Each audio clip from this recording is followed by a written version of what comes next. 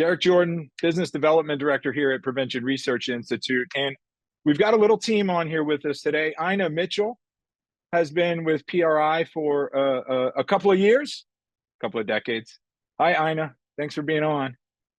And Jamie is also here. And Jamie does a lot of our communications and marketing, and she's helped set this event up. We've had a lot of people asking about what Prime for Life is. And so we wanted to set this session up to kind of answer some of those questions. It's sort of a tough thing to answer because Prime for Life is a lot.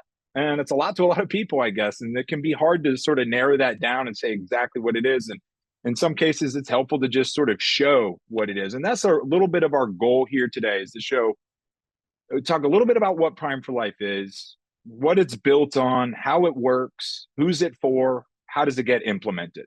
Those are some of the big questions that we do aim to answer here today. And how would anybody get started if they were interested in it? What's the next steps? So with that in mind, I did want to say we have a number of folks on, and people from probably I see folks from different states already that I know are from different states, people from across the country, maybe even folks that are abroad. We do partner with the military, so sometimes people are calling in from Okinawa or Germany or something like that. Some folks might already be trained in Prime for Life too. And so I did want to say this is an overview session. This isn't designed as a session for our continuing education training. We do offer ongoing support and training for any of our instructors that come through the program. This isn't intended for that purpose. So some people are here as instructors, have maybe been teaching Prime for Life for a while. This isn't one of those continuing education sessions that we call them that are for NADAC credit. This is not that. This is really just an information session for people who might not be familiar with the program. So I did just want to say that. If you are looking for credit and so you're like, that's not what I'm here for, feel free to hop off. That's fine. You can watch the recording. We'll send it out at another time. You could watch it if it's more convenient later then. But for those of you that are here, thank you so much for joining us. Appreciate your interest in the program. Some of you we met in Washington, D.C. at that CADCA event. Some other folks are coming in from other places that we've lined up with along the way. Welcome to you all. So Prime for Life, where to get started? Sometimes it's a little tough to know where to get started because, like I said, there's a lot to this program. We're a pretty small organization, actually. Let me just say a couple words about Prevention Research Institute. It's a small organization. It's been around a while, though, since 1983. Prevention Research Institute has been around for over 40 years, working with lifestyle risk reduction in this area. There have been many curricula that have come from PRI, and our real big flagship program is now, it's called Prime for Life, and it's even been around for over 30 years now. And PRI is the creators of Prime for Life. We're the developers, and we support people along the way, train people and support them along the way. So that's a little bit about PRI. But we do consider ourselves sort of a small organization with a big reach. Like I said, we partner with various states all over the country, and as I said, the U.S. military. So we kind of have that reach that it gets out. And so we know that people are from a bunch of different places and are excited about that. Prime for Life is, this is, again, one of these things, it's sort of hard to sum it all up. It's been around for a long time. A lot of people have experienced Prime for Life. People are going through Prime for Life every day. Sometimes we struggle. Is it a program? Is it a curriculum? Sometimes we just say it's an experience because that's really what it's designed to be. And one of those things that for about 30 years, it was really an experience that was delivered in a classroom with a group of students. So a live, group of students in a classroom. And of course, in 2020, things shifted a little bit. And I actually was reading today, it was 5 years ago that the World Health Organization declared a global pandemic. So that was just fun to read. I was in Utah, Holly, when that happened at that training. So just interesting. 5 years, how much has changed. And so now a lot of people that are teaching Prime for Life are teaching it on Zoom, similar to this, or other virtual platforms. And we'll talk about that a little bit today. So that's shifted the game a little bit, but largely think of Prime for Life as a classroom experience. And what what is the point of it? This maybe is a good place to start. I am going to share my screen throughout the day just to help us kind of stay focused on some things. Our session today is about 90 minutes. We'll be going to about 5:30 Eastern. And if anybody needs to hop off, or if anybody has questions, we're definitely going to be answering questions as we go through, and we'll have a Q&A at the end. Well, one of the first things where Prime for Life sort of differs from maybe some other programs, and one of the goals that we sort of strive to do with this program, is increase the perception of risk for people. I guess if we back up a little bit and say, okay, what's the goal of the program? It's to, or what's the purpose or mission of Prevention Research Institute, is to reduce the incidence of alcohol and drug related problems in the world. Well, if I'm someone who doesn't think that I could have a problem, could experience a problem, or could never develop a problem, then that I might have a low perception of risk of this. And I might go, well, that's not for me. I'm not the kind of person that could happen to. And so whatever information I learn, well, if it's not a problem that could happen to me, then I might not feel like it applies to me. And that information is great to know or whatever, but I can't really apply it or relate it to my own experience. And so what Prime for Life tries to do, designed to do, is shift that for folks. The perception of risk, shift that for people. So it's built on this part of this model called the trans-theoretical model. Some people are familiar with it. A part of that model that's quite popular was called the stages of change, and they're represented here in this image. The first stage of change is pre-contemplation, and that's where people say it's a pre-contemplation, before thinking about it. I don't even have a problem. Not me, not now, no way. I don't have a problem. I don't need to make a change. And once someone starts to think about things a little bit, starts to think maybe there is something going on, they get into a new stage. It's called the contemplation. The stage contemplation is the name of that. Well, maybe.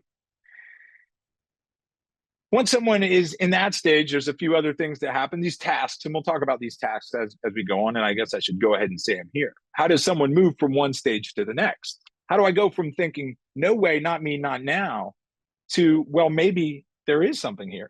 And there's two tasks that the person has to complete. It's called developing concern and envisioning change. So I have to start to be a little bit concerned about my choices or the realities that are coming up. And I have to envision what's a new reality for me. And then that's what moves me into that next stage. Well, maybe. Once I have some concern, now I'm saying, well, maybe there is something going on here. Maybe I should make a change. Once I'm in that stage, the key is here, maybe. Well, maybe I do have a problem. Maybe I do need to make some change, but maybe I don't. And so that's what we call ambivalence, right? It's this place where I'm sort of on the fence with things. I go this way, that way, a little bit. I'm sort of torn. And this can happen for us in all sorts of decisions that we need to make in life. But the task that a person has to complete to sort of move on to that next stage of getting ready to make a change is they have to resolve that ambivalence, at least a little bit, enough to sort of make a commitment to say, you know what, I am going to do something different. And once they've resolved that ambivalence and made a commitment, they can start to get ready for that change. Getting ready, it's preparation or planning.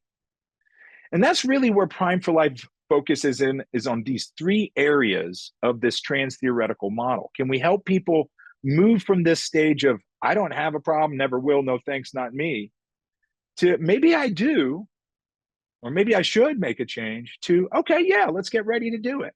The next two stages that are listed down here, one says, I'm doing it. That's the action stage. That's where I put my plan into action. And then the next one is the new me. And this is the maintenance stage where it's becoming almost routine. This changes the new me. I'm really used to this now. It's, if I don't do this, I'd miss it. And again, these stages can apply to all different choices and changes people might make in their lives, but they certainly apply in alcohol and drug choices. And it's something that Prime for Life is designed to address, is people's perception of risk, not just designed to address it, but help their perception of risk become more accurate. And a lot of times that means increasing it. This could happen to me. A problem with alcohol or drugs could happen to me. So that's a little bit about where Prime for Life starts and can sort of continues. And this piece of the model, the trans-theoretical model, is kind of woven through the entire Prime for Life program. And one of the main goals of it all is to shift that perception of risk. Now, not everybody that comes through Prime for Life, certainly not everybody has a problem. And some people that come through Prime for Life may have not had any problems around alcohol or drugs. Some people might just be curious about this class or curious about this information and have shown up to the class for that reason. Now, but what we do know is that there is a certain number of folks in our country and around the world that do. So we just looking at a couple of statistics here, and this is from SAMHSA's survey on drug use and health. And what this says is that 92.6% of the US population had no past year substance use disorder. So if we look at just do some quick math, that puts us at, well, 7.4% do qualify as substance use disorder. Just thinking of this, I know there's people from different backgrounds here, some clinicians, some people that are working as counselors and treatment, various things. Substance use disorder is a big umbrella term that can include addiction and sort of mild, moderate, and severe substance use disorders. And this is kind of a big term.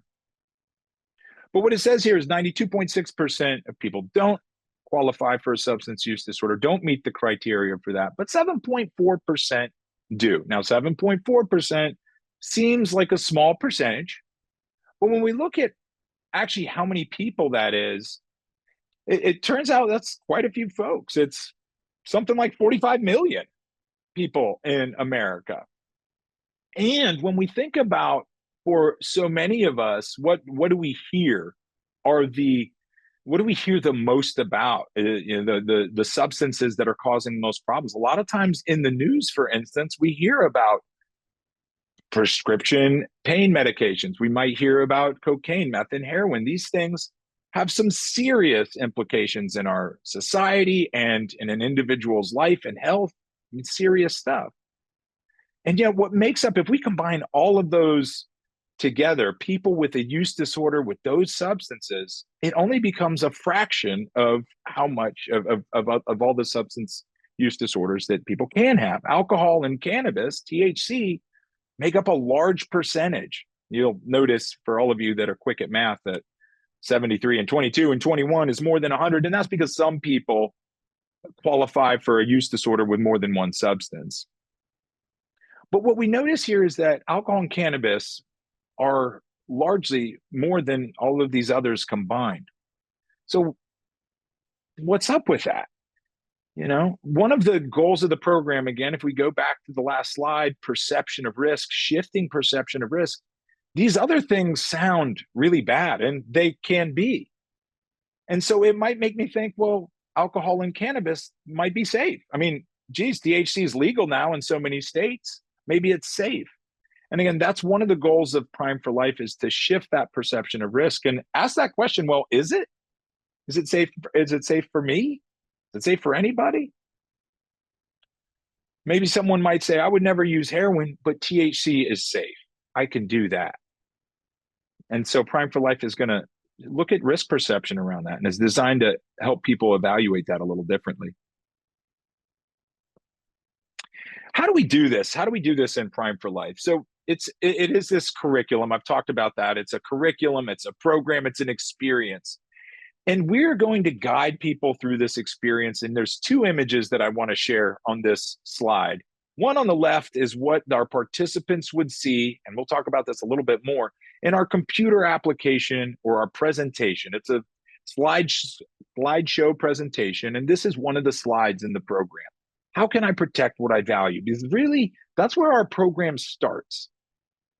Not jumping in with a whole bunch of research about statistics and percentages and all that, but first asking, what do I care about? What's important in my life?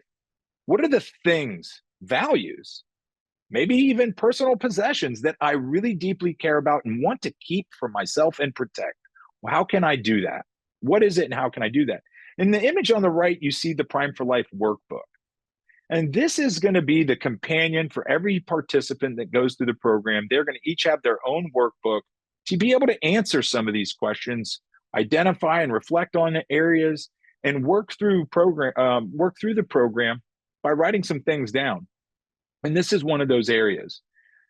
So we start off with the values activity, asking people what it is that they want to protect in their life. And there's something special that happens here I wanted to talk about. Prime for Life is, we do say it's an evidence-based program. And I think there's two things. That means two things to me.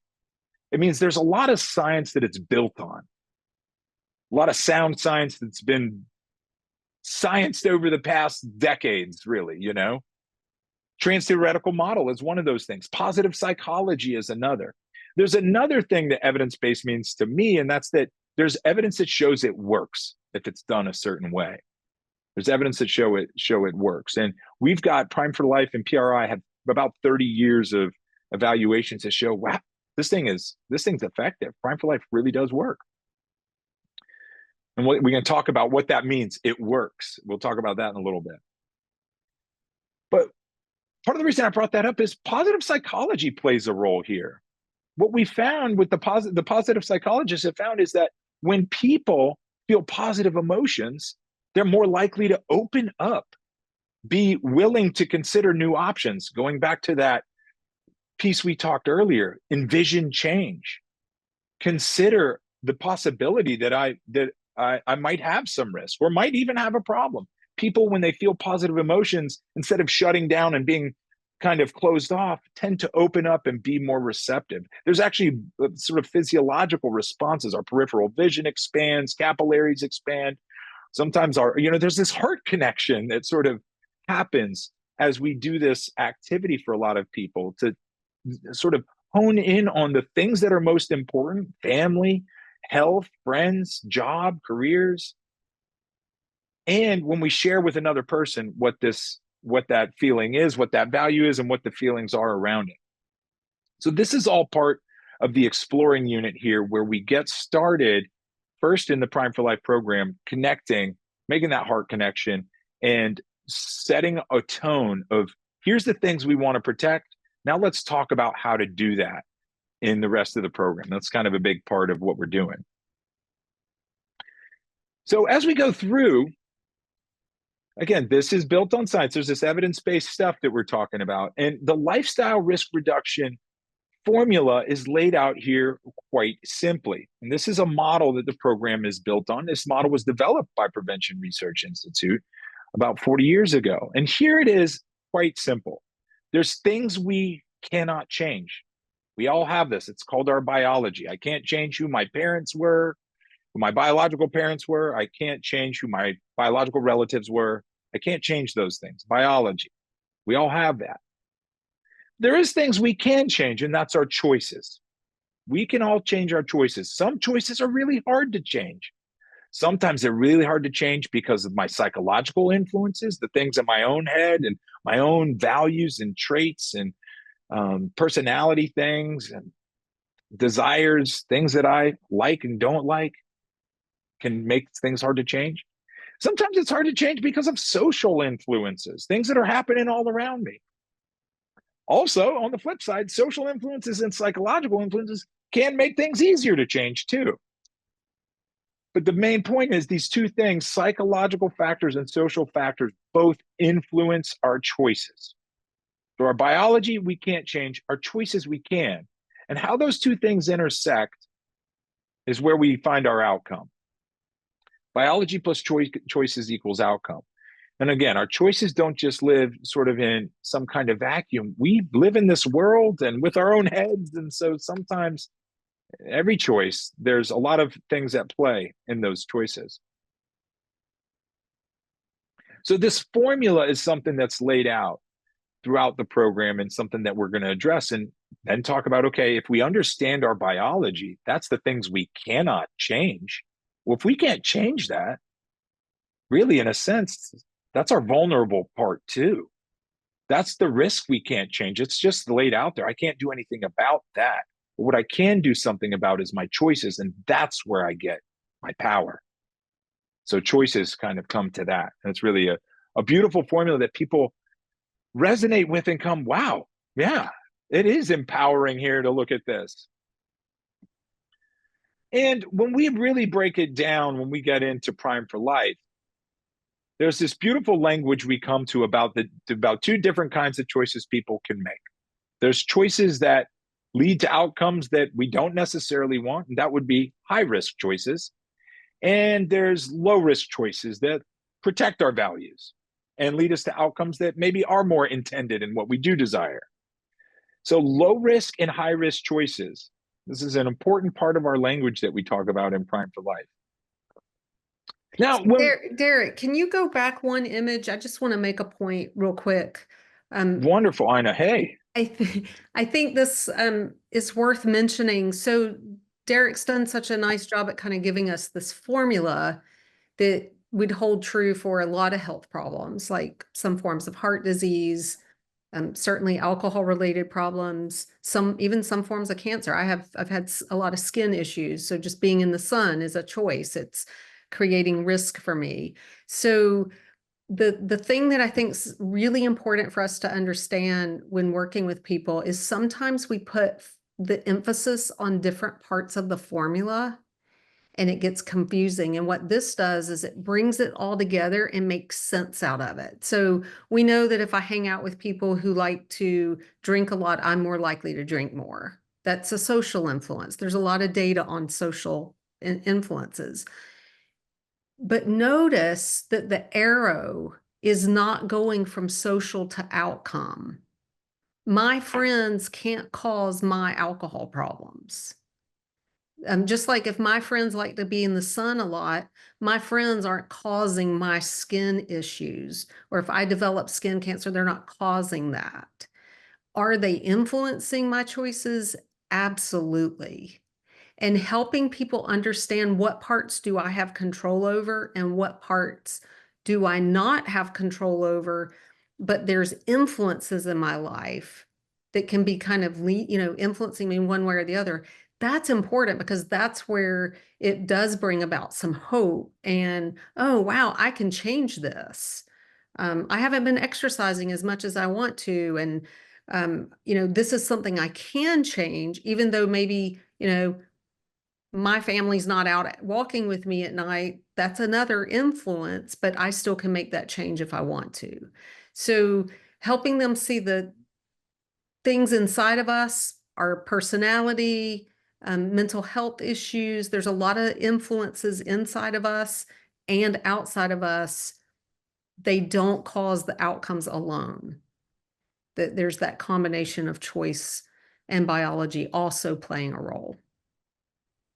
If I might. That's really great, Ina. We spend a good bit of time in the Prime for Life program looking at heart disease as a metaphor here. You brought up that and the skin cancer issue like that. I think that's a good other example of this. And this plays into other lifestyle health related problems too. This formula is true for a lot more than just alcohol and drug issues, right? Yeah, I think someone may have had a question. Cool. Can you see? Go ahead if they've got, yeah. if you want to say, ask something. Yeah, no, I didn't have a question. I wanted to make a comment about the social influences. I think this is extremely significant. I work with the DWI with the college students. Mm-hmm. They are tremendously socially influenced, yes, and work on the psychological and the choices with them to see alternatives and the risk factor. Yeah. Yeah. And I'm glad you brought it up because for certain times of life, the social influence is going to be the strongest influence.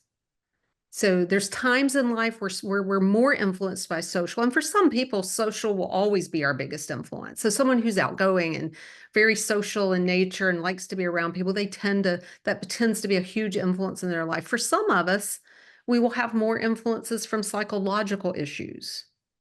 And then there's actually a group of people that will even be influenced by biology because the way we respond to certain substances has a biological influence as well. So yeah, it's a great point. Yeah. So when we look at this formula, we see the outcome there. And when we look at another graphic of kind of how this looks. It's a little different way of looking at this. There's an outcome that's kind of pointed on this, and it's a trigger point. And the trigger point is the time at anybody's, for any lifestyle related health problem where that problem is triggered. So the word trigger is used a lot in this field, and this is something a little bit different.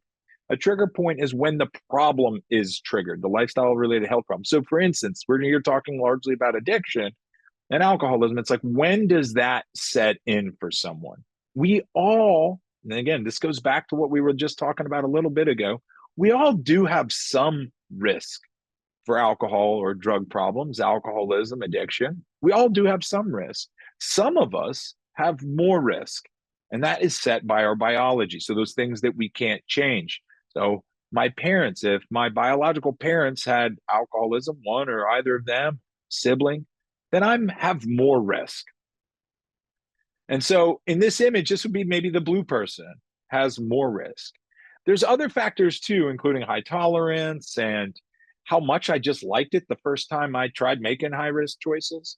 That those are also biological factors that affect how close I really even start off to my trigger point. Some people start really close, some people start further away.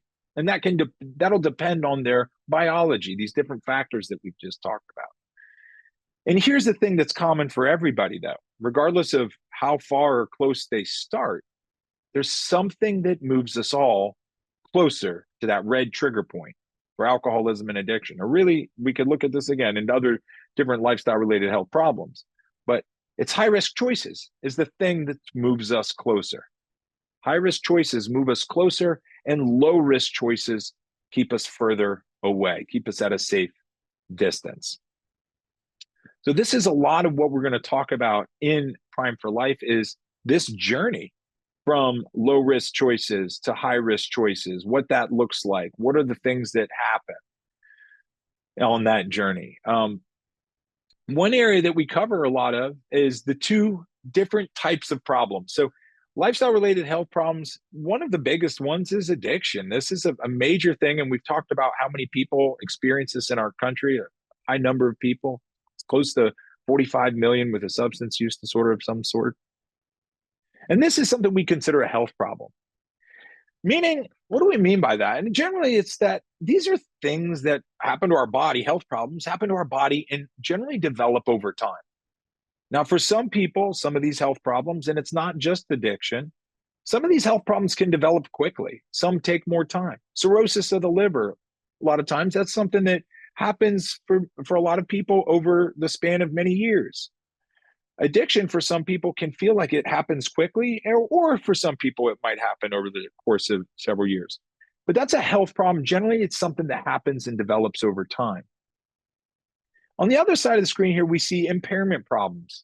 And these are the two big areas that Prime for Life looks at: health problems and impairment problems. Impairment problems being something that could happen, a problem that could happen if I'm impaired, could happen any time that I'm impaired.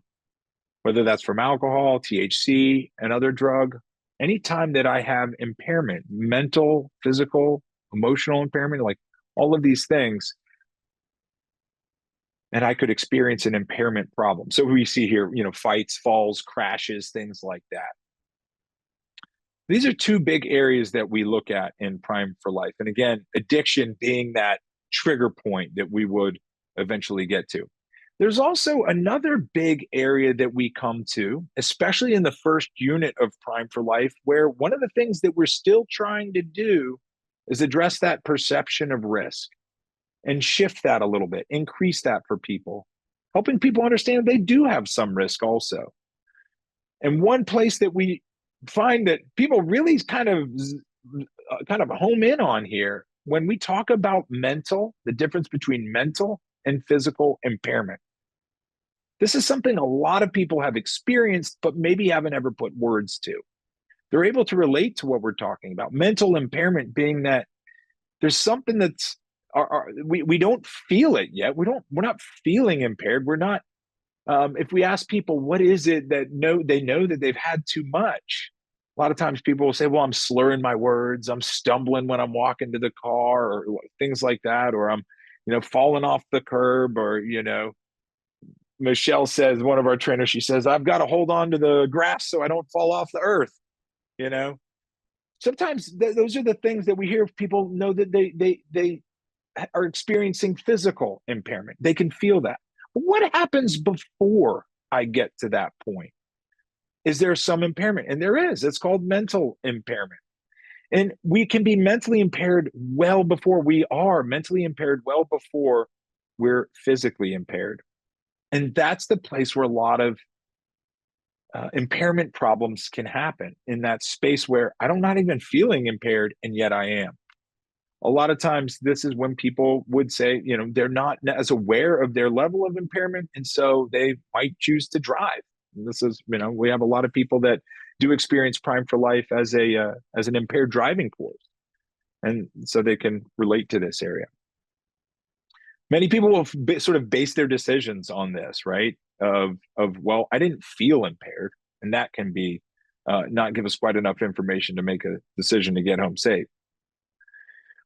So those are some areas that help shift perception of risk. Like, how much risk do I have for experiencing one of these problems? And as we go through and talk about those experiences, people start to kind of say, okay, maybe there is something going on here.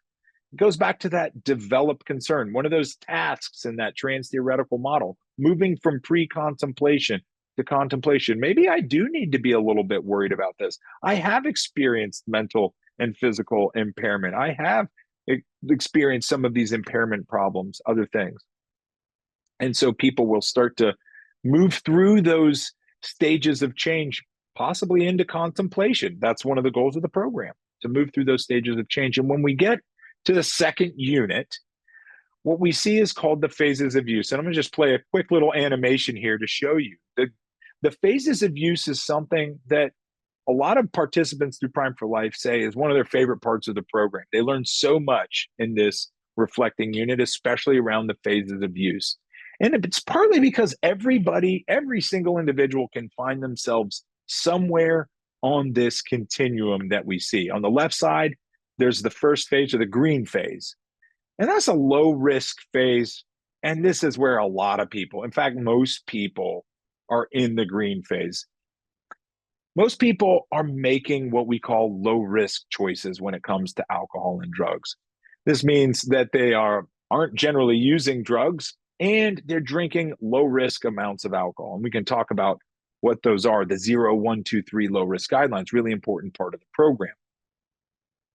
But that's where most people are, and that's what we consider the green phase. We move on into these other high risk phases as we go through the program. Some people we know don't just stay in the green phase their whole life. They can, and we know that some people go out of the green phase and start making high risk choices for various reasons. Social and psychological influences that we've talked about. It could be stress. A lot of times it's to have fun, curiosity, maybe get away from something they're experiencing at home. All sorts of different reasons why people might move into making high risk choices. And when they do, they make a pretty significant leap here. And we see this little gap between the green and the yellow. They make a leap from this green low risk phase into now high risk phases, yellow and orange and red. And what we do in the reflecting unit is go through these phases, detailing some experiences that are common for most people on this journey. And I say experiences that are common, it's not things like that every single person experiences in the same way. No, not at all. These things are brain changes, for instance, that could happen.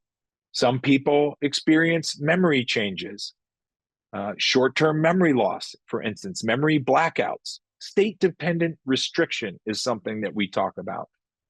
A lot of people that are making high-risk choices will experience these things, whether they've ever heard of them or not. And when we describe them, a lot of times people say, yeah, actually, now that you're saying that, I have experienced that. That's, I think, why the phases are so powerful, because everybody can find themselves on here. And if we do a good job talking about them, people will relate to one of these phases and say, I think this is where I'm at. And that's why this falls in what we call the reflecting unit. People get to reflect back on their own choices and experiences and kind of self-identify as to where they are on this journey from the green to the yellow to the orange to the red phase. And we see those stairs on the red phase. That's a sign of reaching the trigger point for addiction. So these phases of use are an important part of the program to help people, once they've maybe moved through pre-contemplation and said, okay, maybe I do need to make a change. And now they're in contemplation.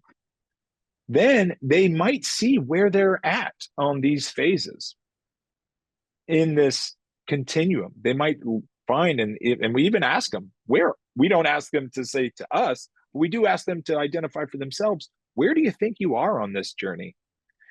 And a lot of them will find where they're at. And for some people, it causes them some concern. Wow, I think I'm in the orange phase and I'm a little freaked out. So what the next part of the program can do is start to move into that planning stage, preparation of how to make that change. So this third unit of Prime for Life is called the Protecting Unit. And what we focus on there is setting up a plan. It's one of the longest parts of Prime for Life. There's a lot involved, super interactive part of the program. There's exercises to complete, charts to fill out, activities to do, group activities, standing up and practicing strategies, all sorts of different things that happen in this planning phase in the Protecting Unit. So that is an important part of Prime for Life. And for people who are what we call in an indicated audience, there's some indication that they've maybe made some high-risk choices in recent time. Maybe it's an impaired driving charge or a minor in possession, or maybe they got busted vaping in the high school bathroom. Coming up with a plan to make those changes is, again, really important part of the program. I just want to pause here and stop my screen for a second to see how everybody's doing. We've covered a lot of ground. Yeah, and I want to just emphasize something you had mentioned about the whole phases section where they're doing self-reflection. This is about this is self-assessment is really what it is. We call it reflection, but they're assessing. No one knows their own drinking and drug use better than the person that does it, right? So we know, like I know my own eating and dieting exercise habits more than anyone else. We're wanting them to do that introspection work. And there's something really powerful about that. It's really easy for me to reject what someone else tells me about me. It's like, we're used to being assessed on. And so it's easy to kind of push back on that. But when I'm doing the self-assessment and I'm hearing my experiences being described, it's like, yeah, I've experienced that. I've done that. I'm seeing myself in the phases. It's pretty remarkable to see how that concern starts developing. And it's like, I might have a little bit of concern in the first unit, and then all of a sudden I go through the phases like I had no idea that I was progressing through the phases like this until I heard this information presented this way. So there's a lot of people that come in thinking they're drinking just like their friends, or I'm just doing everything my friends are doing without realizing that this is actually creating risk for me. And they're now seeing it from a new light. And so that self-assessment's very powerful. And from the instructor perspective, it makes our job easier because I'm not, it's not me against them. This is someone coming to understand where they are and then saying, I don't want it this way. I want to make changes. So it brings about that change process easier. So then when we move into the last unit, it's like we see motivation, we see concern, we see people. Now, there's, nothing magical about Prime for Life. It's not going to, everyone's not certainly going to have some major change, but we see a lot of people creating a lot of good plans for changing. And I do think a lot of it has to do with the self-assessment.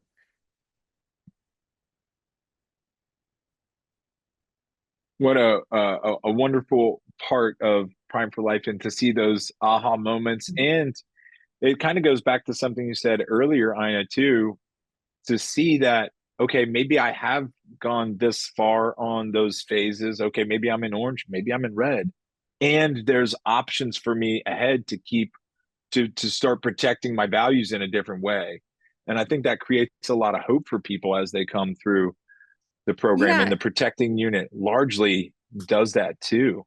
yeah, there's it's a little quote, like a little saying that I think is so insightful when you think about what we're doing with, moving them through the stages or helping them move themselves through the stages.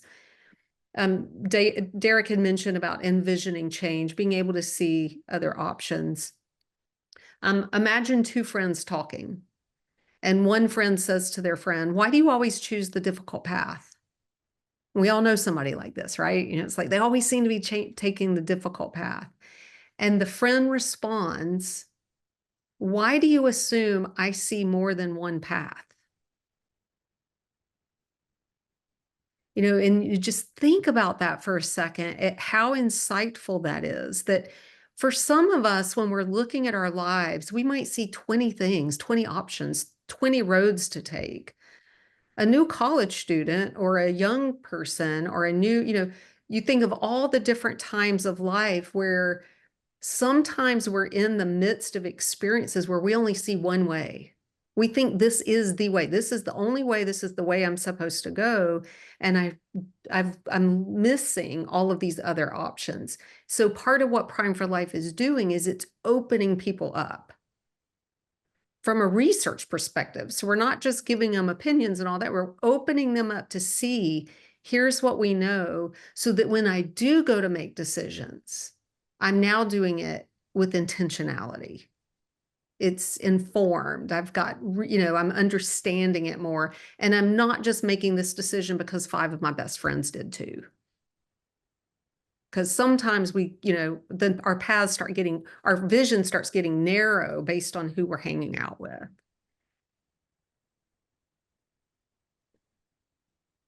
I like that story, Ina, and I do know someone like that, you know? And so when you said that, it's such a simple little story you tell, and Mhm. it's so touching to me. Um, and it's such a place where I think this work is so important, you know? And maybe it's because I've taught enough Prime for Life to see it make that difference for people. Yeah. So And I think it's a really great reminder for us to remember that people are resilient and we will change when we get concerned about something. And we don't want to forget that. When we get concerned about something, we will change it. And, COVID's a great example. You mentioned 5 years ago, oh my gosh, 5 years ago, I wasn't even letting packages in my house. I was, really worried. Once we get concerned about something, we make changes. And that's what Prime for Life is doing. We're helping people develop concern and understand things from a new perspective. And that's why it's important. They'll then make the change. They'll then make their choices once they want to do it. everything we've talked about so far, thanks, Ina, is part of the Prime for Life program. And by program, I did show a slide earlier that showed a picture of a scene from our media presentation, and it showed a picture of the workbook. And the program is kind of both of those things combined. The instructor shares slides, guides participants through these slides one at a time in a very specific sequence. And those slides will occasionally tell everybody in the class to turn to a certain page in the workbook and work on an activity together or something like that. So the instructor is the guide in the classroom, the facilitator at times. And there's a point where actually that changes a little bit. The first 2 units are very sort of instructor heavy, and that instructor's hat changes a little bit into the 3rd unit to become a little bit more of a facilitator of some of these activities that they're doing as they dive into their making their plan in the protecting unit. But all of this is talked about in the Prime for Life instructor training, the new instructor training. And so I'll just touch on this a little bit. quickly here to talk about what the new instructor training is. It has been conducted in person for a bunch of years, and largely now we do this online. We call it NITO. It's the new instructor training online. And what we do in NITO, just to give you a little rundown, there's a breakdown of it, is alternating between live Zoom sessions and completing individual learning modules on a person's own time. So it's 3 of these learning modules and 3 of these live Zoom sessions alternated. Generally, people take about 3 to 4 weeks to complete this training experience. And at the end, there's an exam and a coaching and feedback session. And what that is an opportunity for the instructor to take what they've learned in all of those Zoom sessions where we've talked about everything from theory and content and process, what we say and how we say it, take all of those things we've learned, take the stuff we've learned from the learning modules where we've gotten to see Prime for Life actually be taught to a real group, and then apply those to my own demonstration of delivering this program, using the slides, using the workbook, and delivering the program. So the coaching and feedback session, actually, where some people at first hear about it and they go, oh, this sounds terrifying. You want me to deliver Prime for Life to a PRI coach?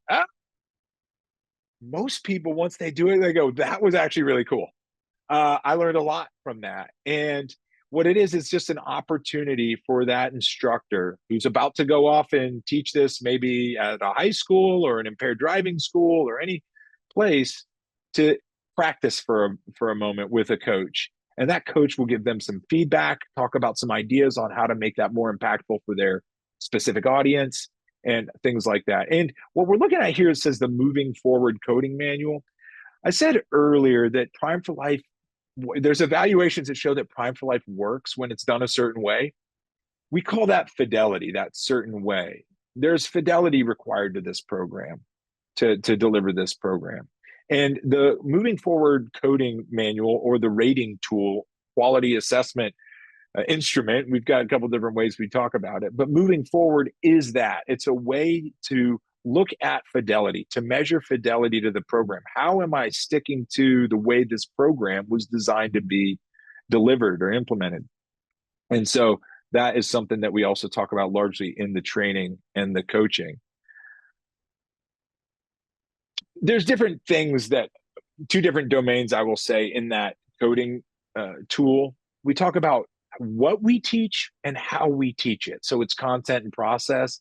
And this is a fascinating place for me to think about, because the information that we share is important and it's relevant. It's shared in specific areas that make it even more impactful, in a sequence that makes it even more impactful. But that's what we share, but how we share it is just as important, maybe even more important. If I'm sharing it in a way that feels punitive and like I'm passing judgment on people, they will likely shut down and not hear the message that I'm sharing. But if I come in a way and we talk about this and if we talk about that positive psychology again, arouse emotions in a way that people are connecting with each other and their values and looking forward in their life, then the chances of change increase. That's something really cool. So the process matters. I've talked a little bit about the new instructor training. That's for people that are just coming into Prime for Life. And when we say is when people come through Prime for Life as a new instructor, once they come through Prime for Life, they're with Prime for Life for life. Once you're certified, you can teach Prime for Life. Really, some people have taught it for over 30 years. It's really remarkable. There's a network of Prime for Life instructors across the United States, and some of them have been at it since I was a wee little boy. I mean, it's just really awesome to know. And one of the things that PRI has provided along the way is continuing education. And partly this is helpful for larger systems that we partner with. So, for instance, a state that wants to use Prime for Life because they know it works. Well, how do they know that their instructors are staying fresh with the material? And so we offer continuing education to help instructors stay up to date on the latest research trends any updates on the program that do happen occasionally. For instance, we're now on version 9 of Prime for Life, and we're looking forward to version 10.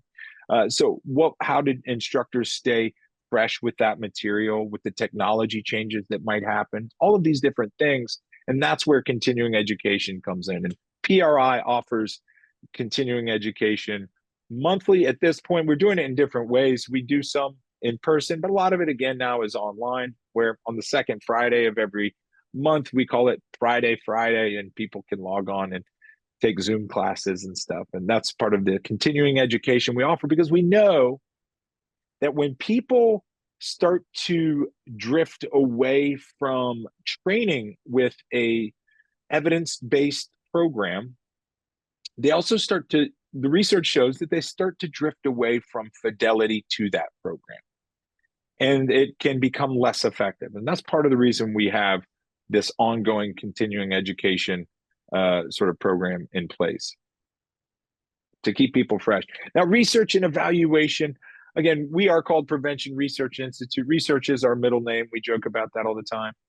We do a lot of research on our own program. We're not out there conducting the research on how much people are drinking and those statistics that I shared with you earlier. For instance, that's not the kind of research we're doing, but we do a lot of evaluation on our program, and we analyze a lot of the research that is coming out. We've got research analysts that take a look and say, how effective, or not effective really, but what can we really see from this study that came out? And so we do a lot of that at the Institute.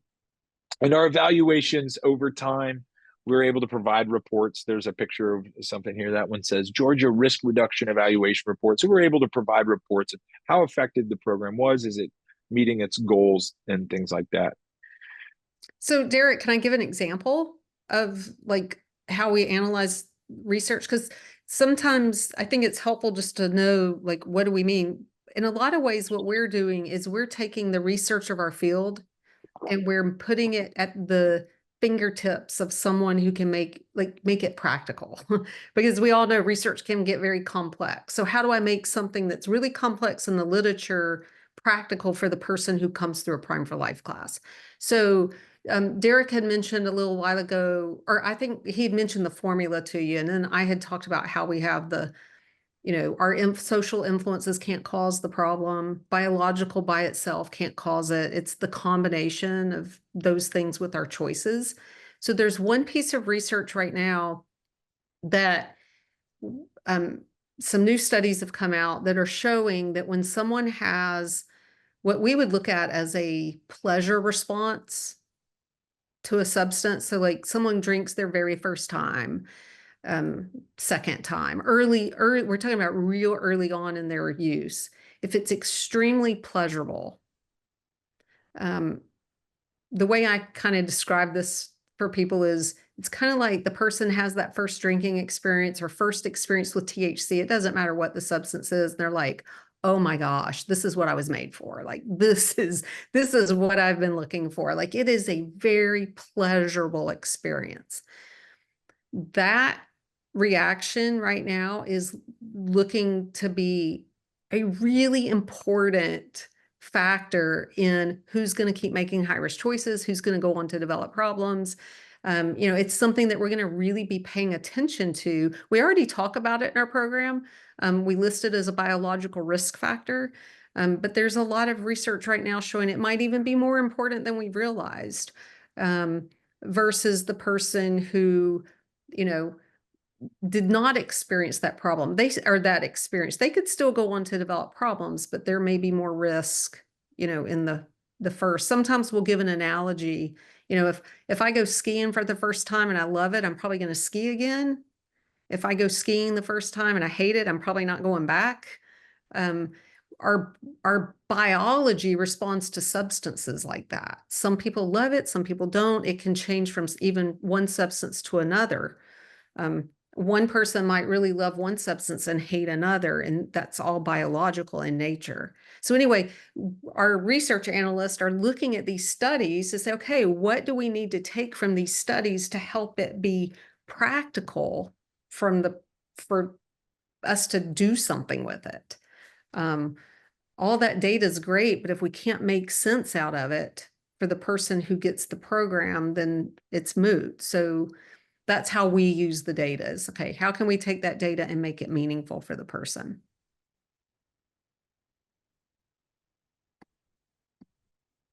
That's really great, Ina. And it's kind of one of those parts with PRI that we think that's such an important piece of what we do and who we are, is trying to take the data that might not be very accessible and make it accessible, make it so we can just use it. So people can use that to make choices. Right, because you think of all the people who are worried about, oh, well, I'm not drinking because I'm depressed, or I'm not drinking because I'm anxious. Like we hear all the time, like, oh yeah, I mean, if I'm depressed, it might influence me to drink. The person who is out using, and because they're having like, oh my gosh, this is the most fun ever, they're often not thinking about their risk because it's for a completely different reason. And so you're right. I mean, we have to make it applicable and meaningful for the person so they can understand what it means.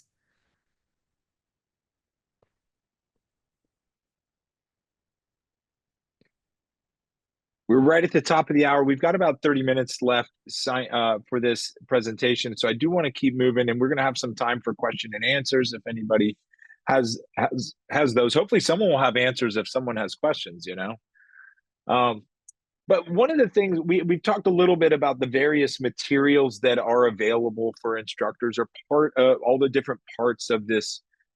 For me to deliver Prime for Life, what do I need? And there's some basic things that everybody gets. So when they go through a training, a new instructor gets a workbook. We've talked a little bit about that. And they get access to a bunch of online stuff. So interestingly, Prime for Life has become largely a technology platform. Like there's a lot of technology that we're using. And one of those is an online computer application. So I'll just show you here. This is a little what it looks like in one of the views. You can see across the bottom of this that there's a couple of little thumbnail images of the various slides in Prime for Life. And then there's the big window in the middle that shows it. There's the titles of the units across the top, a place to look at the e-manual and the notes features, and a lot of different features that you can see in this app. The Prime for Life app is available to be downloaded onto a person's computer. I mean, this is the way I generally recommend people to use it. That way they're not reliant on an internet connection. And so if my internet goes down in the middle of my class, I can still teach the class.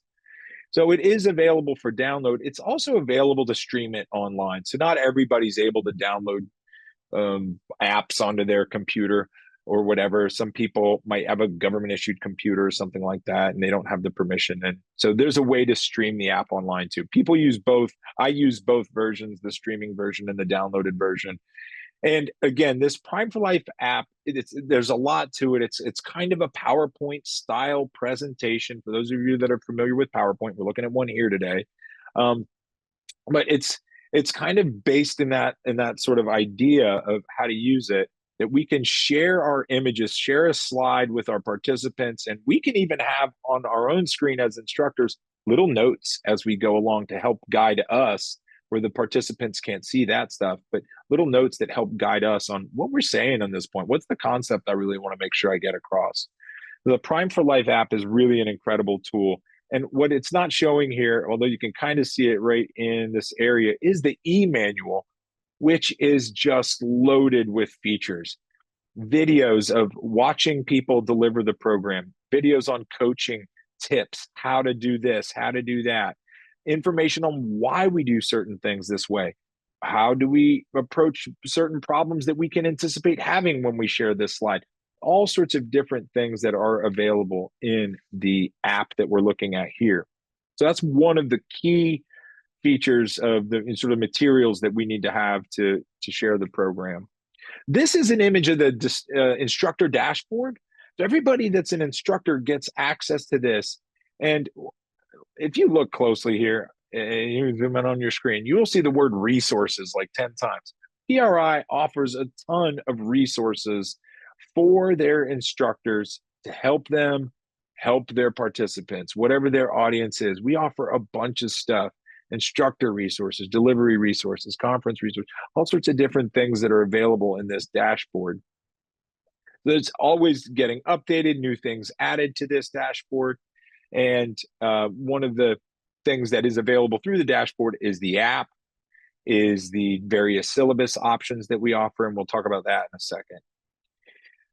Because Prime for Life is, in its full entirety, it's a 20-hour program. Some states that we partner with mandate that it has to be a 20-hour program, and some states that we work with offer something less. Prime for Life is also available in shorter versions for different populations. So we talk about, we're kind of getting it, we don't want to get too much into the weeds here, but we talk about universal prevention and indicated prevention. And universal being like everybody who's in 9th grade health class, versus indicated prevention, who might be everybody who's received the policy violation. The thing that all the universal folks have in common is they're just all in health class together. The thing that everybody in the indicated prevention class has in common is they've all made some high-risk choices and maybe gotten caught for it or gotten into some kind of trouble for it or something like that. And so there's some indication of high-risk use. And so those people will get an indicated program. The universal program has different goals. And so that can be a shorter program. But the indicated versions of our program are a little bit longer to meet those different goals that we've been talking about today, increasing risk perception, moving people through the stages of change, things like that. So there are various versions. A lot of them are dependent on sort of how long. There is a Spanish version that I'm looking at here, Prime de Por Vida. And this, in the app, is very robust translation in the images, in the audio that plays throughout all the videos, in the text that is in the e-manual, and in the captions even. Like there's a lot of translation here in Prime de Por Vida and a special workbook to go along with it. So that's one of the syllabus options. Another is a THC specific version called Prime for Life 420. Now, Prime for Life 420 has its own workbook as well. And it has a lot of the same information that Prime for Life regular does, and a little additional information around THC.